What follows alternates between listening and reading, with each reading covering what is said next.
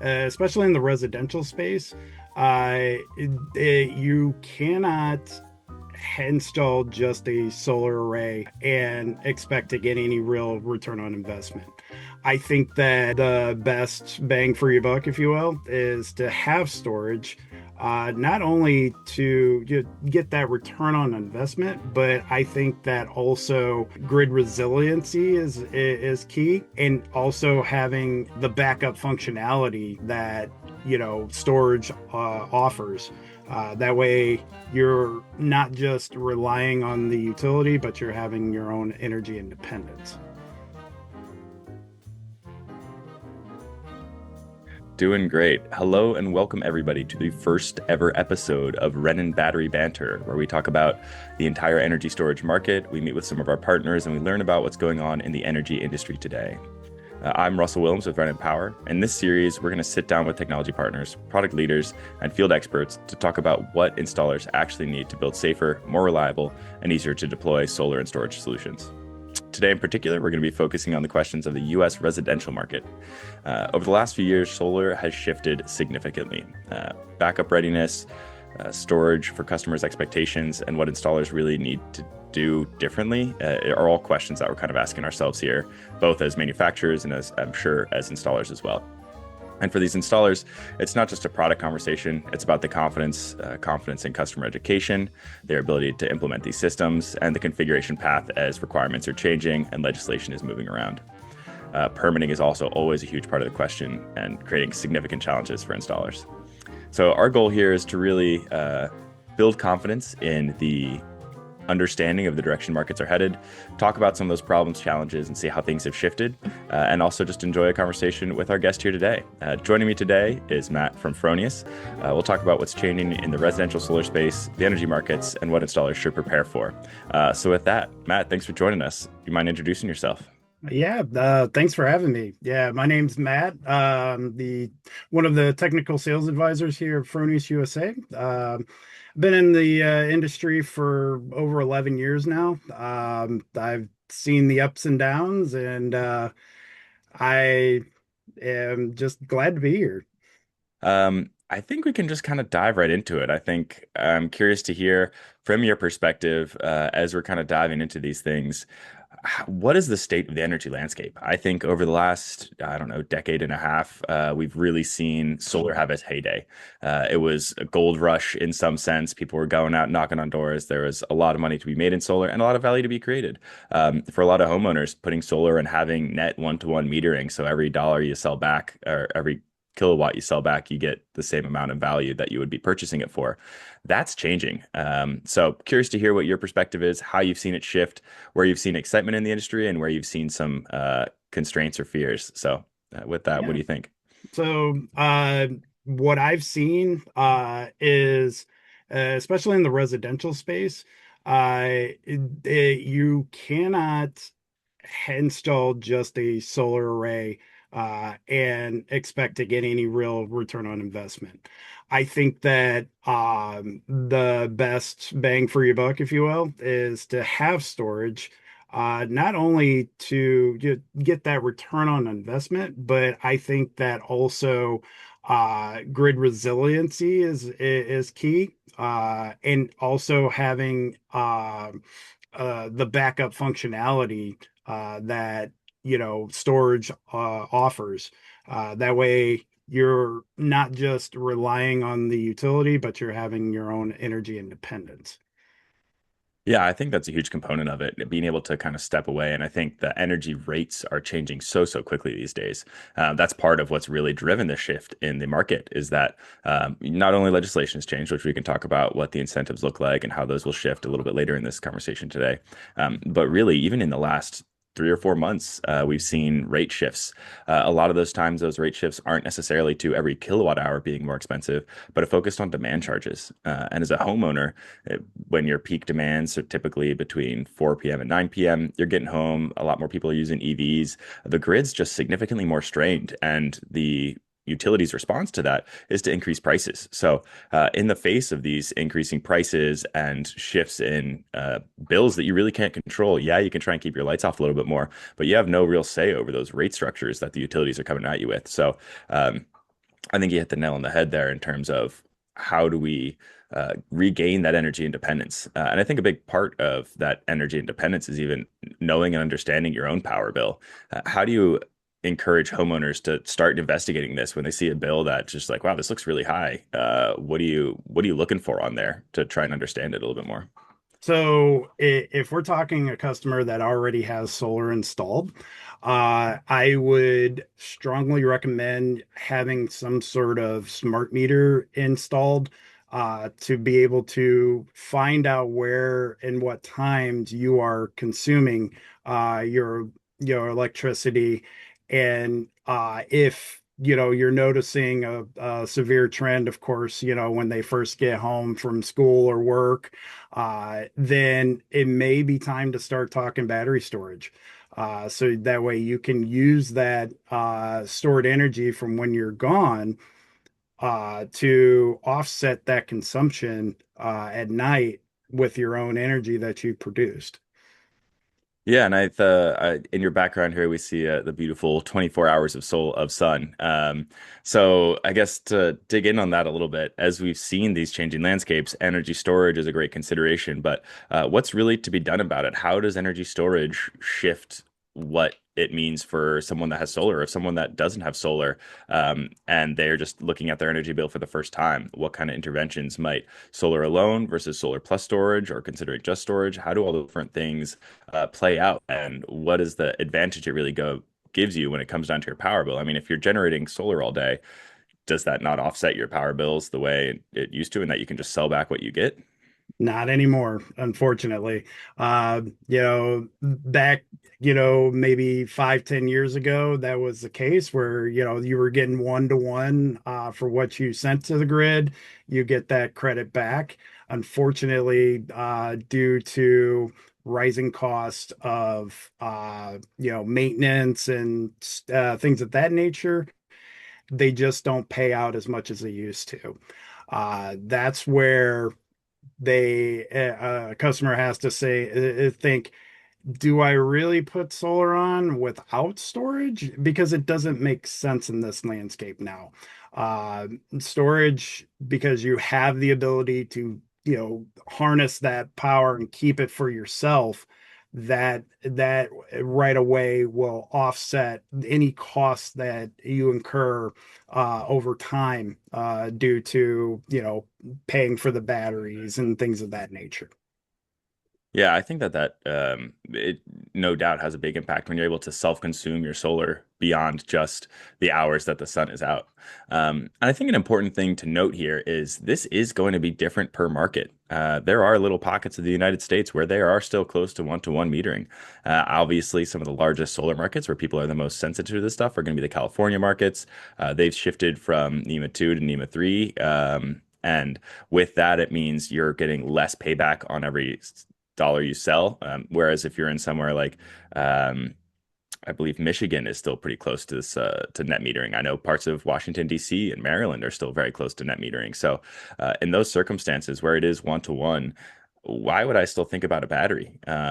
If I can just sell back to the grid all day, what's the advantage of adding energy storage? So, when it comes to return on investment, it's hard to combat that, that upsell for storage. But what happens if the grid goes down?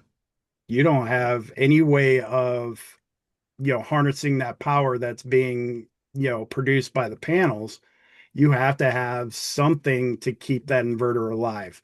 And that's where battery storage comes into play, as well as, say the hybrid inverter that we have. It's called the Gen 24.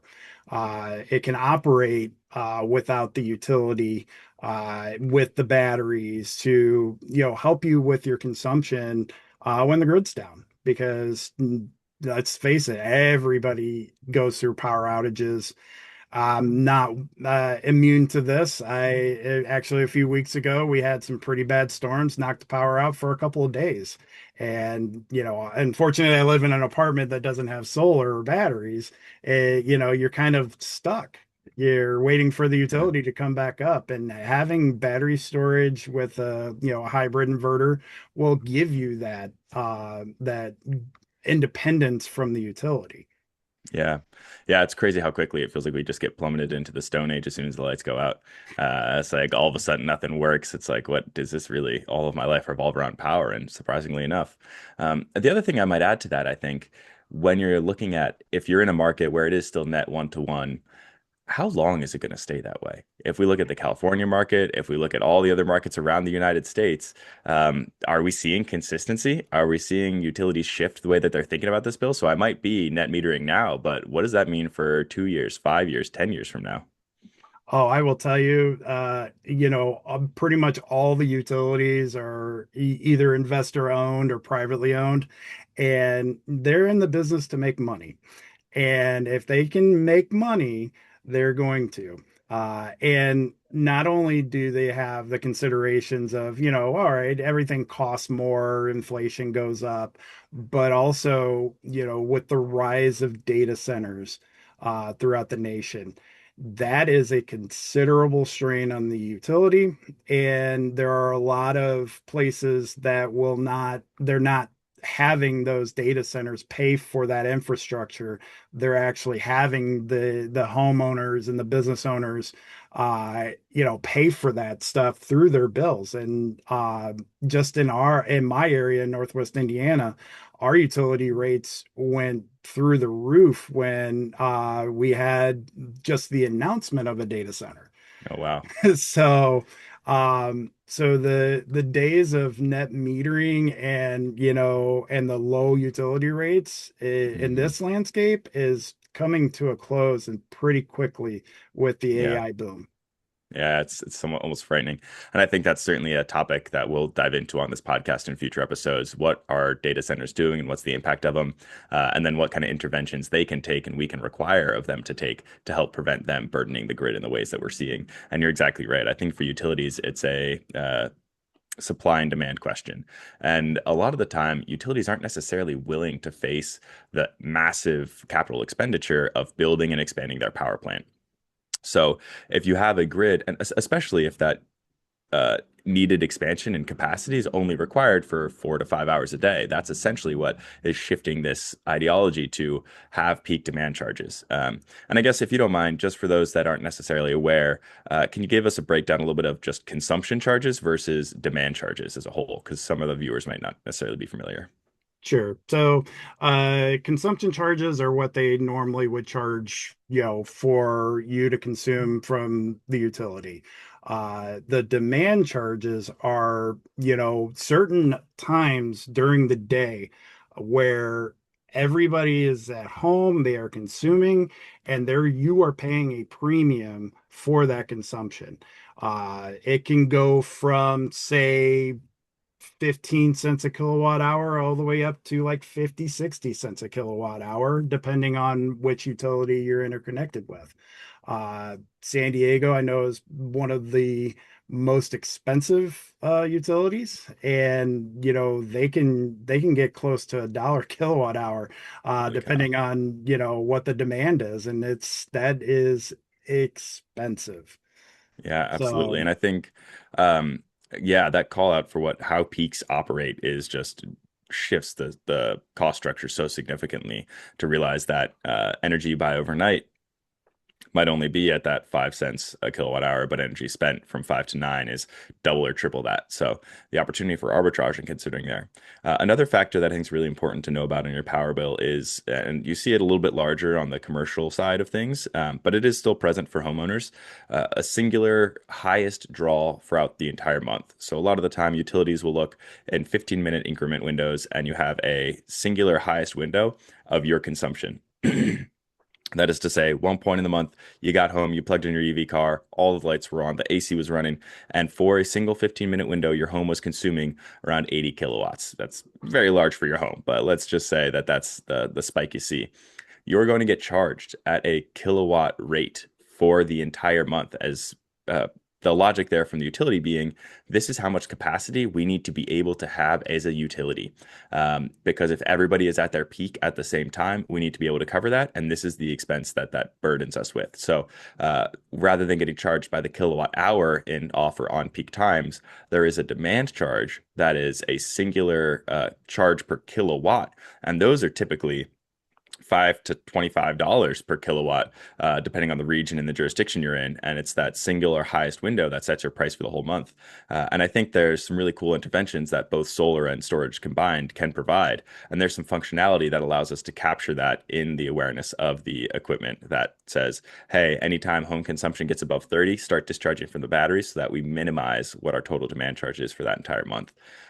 So just a lot of factors to consider. And I think as we're seeing more and more demand, both from data centers, from EV chargers, from all of the increasingly electronic components of our life, the grid is facing more and more burden, and those demand charges are going to become more and more prevalent across jurisdictions across the country. Because as of right now, you're right, they're not necessarily in every neighborhood. You're seeing it in California, you're seeing it in Texas, but places like maybe Maryland, Kentucky, Florida, not necessarily always going to be having those demand charges. So depends on where you are. Pay close attention to your bill to see what's happening because ultimately the utilities are facing this new burden.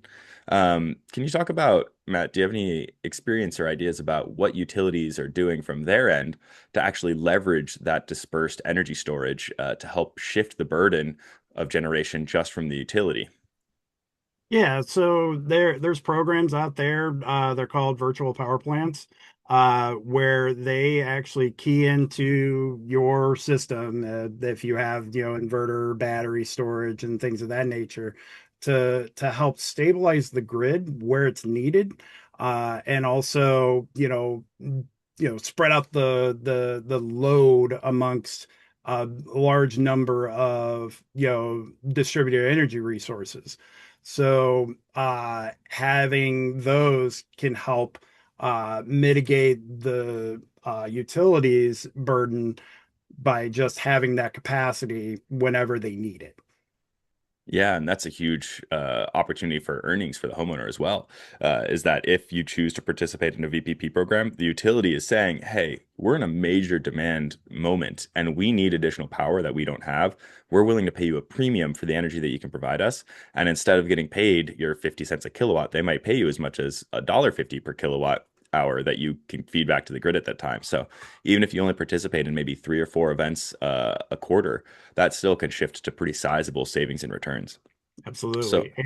And also there are utilities out there that will give you rebates on purchasing battery storage. So that way they have the availability on top of paying those premiums to you. yeah, I love that. And I think it's a great opportunity to talk a little bit more about what different legislation we're seeing and where battery incentives still exist. I think anybody in the solar industry is familiar with the ITC having moved away or shifted in the last several months at the start of the year from the solar side. On the battery side, there's new requirements of domestic production in order to capture those tax credits. However, there's always local utility program, not always, but very often there's local programs as well. In Michigan, I know there's very large battery incentives. In a lot of the Northeast states, there's large battery incentives. So, how can one, if you're interested about what your power consumption looks like, or you just saw your power bill for the first time and are just shocked by how much it's climbed, especially in these summer months with the AC, how do you build awareness of your own consumption, and B, start to learn more about what your opportunities for intervention are, and if you qualify or have some opportunities to leverage state or local utility programs? So, there are programs out there that you can also look in. So, first and foremost, you can actually go to your utilities website. They do have a lot of information about solar programs that they offer. You can get in contact with local solar installers, find out who the best of the bunch is in your area, and just have a consultation. And there are, products and stuff that you can actually purchase to monitor your own consumption, even if you don't have a solar inverter or any storage as of yet. So you can learn when you're consuming the most and hopefully, consume it at a point where it's not costing you an arm and a leg. I really encourage anyone that's interested in this to do your homework. Get out there and look at the different equipment that's available in the industry, see what the cost of those systems are, and see what value they provide. I think with that, it's worth exploring from a use case perspective. How does installing, say, a Fronius inverter and Renon battery, how does that actually impact your savings, what that looks like from a solar perspective, what is the installation and challenges of that, and what are the overall benefits of utilizing these two products together? I mean, Fronius inverters have a lot of flexibility. You can do them on their own or you can do them with storage. Our batteries have a wide range of flexibility in inverters that they work with, but there's a reason that we're here and hosting today because there's a lot of key advantages that I think working with the Fronius inverter provides to some of our equipment. So if you don't mind, just curious to hear from your perspective, if we're looking at a homeowner's point of view and they are trying to install for the first time, what's a good reason or where's really what are the value that they get from installing a Fronius with the Renon Extreme HV? No, those are really good questions and points. So, for us at Fronius, we have been in the solar game since 1992. So we have seen all the ups and downs. We were into solar before it was cool. And we've learned throughout the years. We've had multiple generations of inverters. We try to improve upon each iteration over time, taking installer feedback. Also, co-compliance and things of that nature. And we've gotten to the point where we believe we have the easiest inverter to install and get operating. With like no torque specs required. I mean, there are so many inverters out there. You have to worry about your torque drivers and things of that nature. You don't have to worry about that with ours. All of our screws are captive locking. I'm sure that there's installers out there that, they lose a screw and they're like, oh no, I can't even finish. You don't have to worry about that with Fronius. You all of our terminals are Wago terminals. So they're lever lock, yeah, and they're removable from the connection area. So you can actually, get all the wiring done outside the inverter and then just plug it in. And then once you have all of the stuff hooked up to it, then turn it on, and it's a three-step process. Get it online, tell the inverter what's connected to it, whether it be your solar panels, your batteries, your meter and stuff like that. You get that all set up, as well as like if you have our essential backup load unit in the system for that, independence if the grid goes down. You just tell the inverter that, hey, you have one installed. And once you get that, you put it on our solar web monitoring portal, and you're off and running. And you can see all of the energy flows, what's being produced, what's being consumed, what's going to the batteries to charge them. And if anything else, you have stuff going to the grid. It's super simple. Yeah, it does sound like an incredibly easy install. And I think that's one reason really excited about this partnership. That's one thing we focused on in our batteries.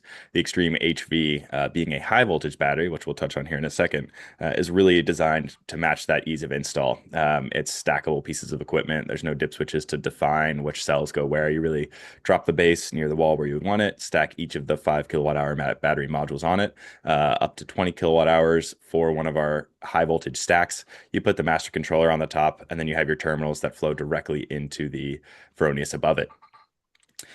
There's some advantages because we have this Extreme HV and Extreme LV. So the low voltage version operates around your typical 48 volts, whereas the high voltage version is in that higher voltage operation range, couple hundred volts, that's designed to pair with these Fronius inverters. And I think there's a lot of advantages to having a high voltage interface. So, Matt, if you don't mind giving a little bit more context as to the advantages that high voltage provides, and then once they've gone through this incredibly easy install, they've spent maybe 30 minutes putting in the batteries, another hour on the inverter, got it all up and operational in one day. What can they expect? How are they going to see their power bill change in the next day? What are they going to be able to find out by looking at their monitoring platform? Say we're somewhere in California where you have high peak demand charges too. Walk us through what a day in the life looks like a month down the road, 2 months down the road, and why having the HV is such an advantage. Sure. So, first and foremost, and the installation portion, the high voltage, you don't have to worry about super thick cabling Super nice. because with higher voltage means you can have smaller cables going to the inverter, and that's a cost savings. Copper cabling is expensive, and having to manhandle those thick wires into a lug is difficult. Where with the high voltage, it's the same lever lock terminals that you'd have for your PV side, so all your solar panels. So it's very simple and easy and less expensive. Another key factor for the high voltage is the inverter size itself, that physical weight. Uh, our top of the line, Gen 24 is a 10 kilowatt inverter and it weighs 45 pounds.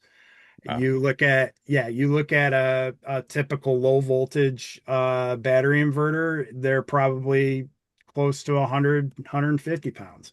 And it's due to the size of the boost buck converters inside, and all the technical aspects. It's everything's got to be beefier to buck up boost up the voltage when you need it, or buck it down from the solar. So those are those aspects. And then it's the round trip efficiency. Hmm. Uh, you have a much higher round trip efficiency because you don't have to convert the voltages or anything like that. It's literally the sunlight coming from the power coming from the panels, and it's just literally the inverter, passing it off to the batteries. You don't have to, there's nothing, extra you have to do internally in the inverter to have that. Where I believe ours is like 91 or 2% efficient on the Oh, round trip, uh, where others are, a lot closer to 80 on that. So it's actually a faster return on investment because you don't have those losses.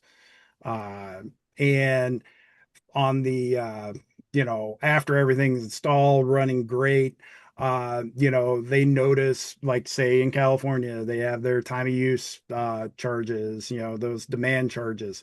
Then what you can do in our solar web monitoring portal is we have a function called the energy cost assistant, and you can actually program the inverter to discharge the batteries and consume at those specific times where the utility rates are higher, and it's all seamless. You don't once you set it, you can forget it. It knows what it's supposed to do and at what time it's supposed to do it.